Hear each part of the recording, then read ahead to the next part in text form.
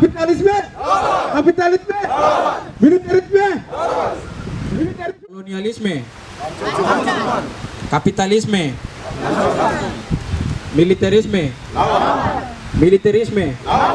Kami, mahasiswa kabupaten melihat pada era pimpinan Joko Widodo demi membangun Papua lebih mengutamakan infrastruktur dibandingkan menyelesaikan konflik-konflik dan pelanggaran HAM yang terjadi di atas tanah Papua. Saat ini Jokowi memandang manusia Papua sebagai objek dan kekayaan alam Papua sebagai subjek.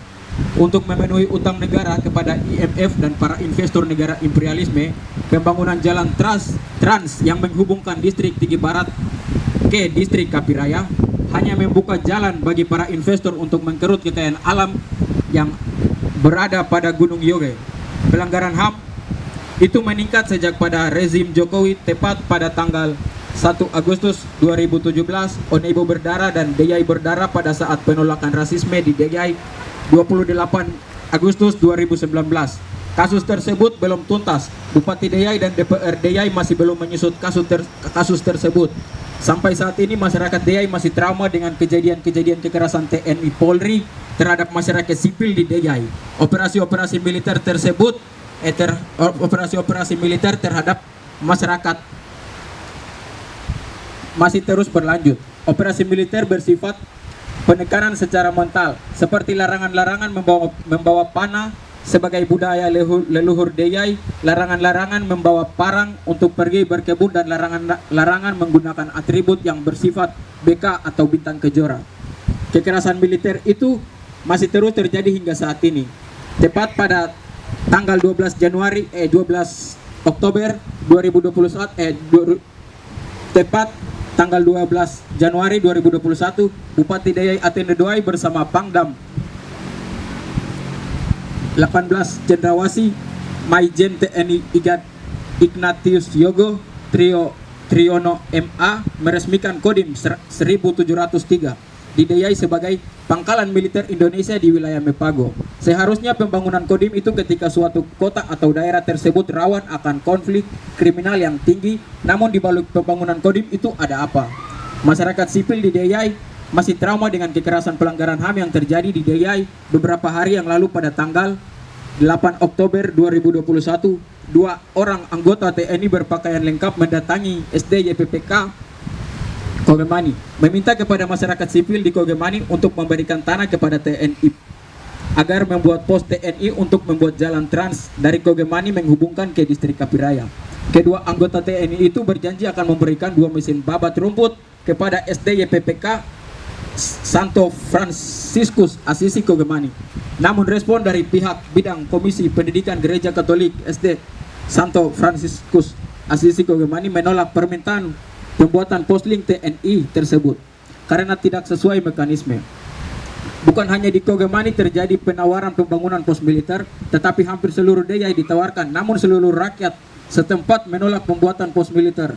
Perencanaan pembangunan PLTA di Kampung Kogobaya, PT Freeport saat ini sedang membutuhkan energi listrik 200 MW guna mendukung operasi pertambangan mereka yang berada di Kabupaten Mimika. Beberapa bulan yang lalu Bupati Deyai bersama DPR Deyai bertemu membahas pembangunan PLTA dengan tekanan energi listrik 700 MW di Deyai. Dengan tekanan energi listrik yang tinggi, maka lahan yang dibutuhkan di Kokobaya akan memakan berhektar-hektar, sekitar puluhan hektar, guna menerangi 5 kabupaten yang terdiri dari Deyai, Dogiai, Paniai, Mimika, dan Intan Jaya. Kami mahasiswa Deyai melihat dampak daripada PLTA bagi rakyat Deyai sangat tidak menguntungkan. Malah tanah hak wilayah adat dirampas, kerusakan ekosistem yang cukup besar, hingga Kali Yawai dan Danau Paniai akan berlahan kering adanya PLTA di Deyai. Beberapa tahun yang lalu Gubernur Papua meminta kepada Joko Widodo agar pembangunan smelter di Papua, namun Jokowi belum mengiyakan. Tetapi di balik pembangunan PLTA, perencanaan pembangunan smelter di perbatasan antara Deyai dan Kaimana, seluruh pembangunan yang dibuat dari pemerintah daerah, provinsi, dan pusat tidak ada dampak baik bagi rakyat Papua, terlebih khususnya rakyat Deyai. Semua hanya kepentingan ekonomi negara demi membayar utang negara yang lagi menumpuk. Maka itu kami mahasiswa Deyai menyatakan sikap kami.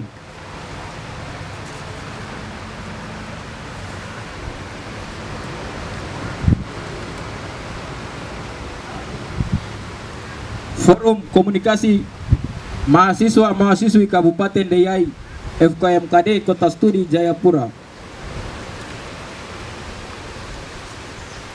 Pernyataan sikap 1. Kami mahasiswa-mahasiswi bersama tokoh adat, tokoh agama, serta seluruh rakyat Deyai tegaskan kepada pemerintah Indonesia dalam hal Bupati Deyai, DPR Deyai, Kepala Distrik, hentikan dan seluruh kepala desa segera hentikan pembangunan pos militer di Kampung Gogemani, bahkan di seluruh Kabupaten Deyai. 2. Kami mahasiswa-mahasiswi bersama tokoh adat dan tokoh agama serta seluruh rakyat Deyai menegaskan kepada pemerintah Deyai, Papua dan pusat segera hentikan pembangunan PLTA di Kabupaten Deyai, Distrik Tigi Timur, Kampung Kokobaya. Dan ketiga, mahasiswa-mahasiswi bersama tokoh adat, tokoh agama serta seluruh rakyat Deyai menegaskan kepada pemerintah Indonesia dan pemerintah Deyai stop rancang pembangunan smelter di perbatasan Kaimana dan Deyai. Yang keempat, kami mahasiswa-mahasiswi bersama tokoh agama, tokoh adat dan seluruh rakyat perwakilan wilayah Mepago Deyai dengan tegas segera hentikan PT Blok Wabu di Intan Jaya.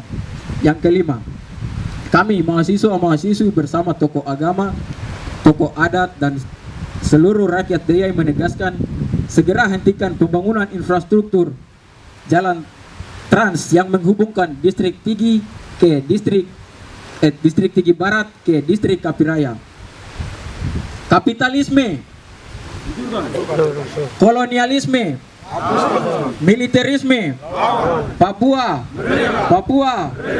bebaskan Tuhan Victor Yemo, bebaskan Tuhan Victor Yemo, bebaskan Tuhan Victor Yemo, Papua, Papua, Papua,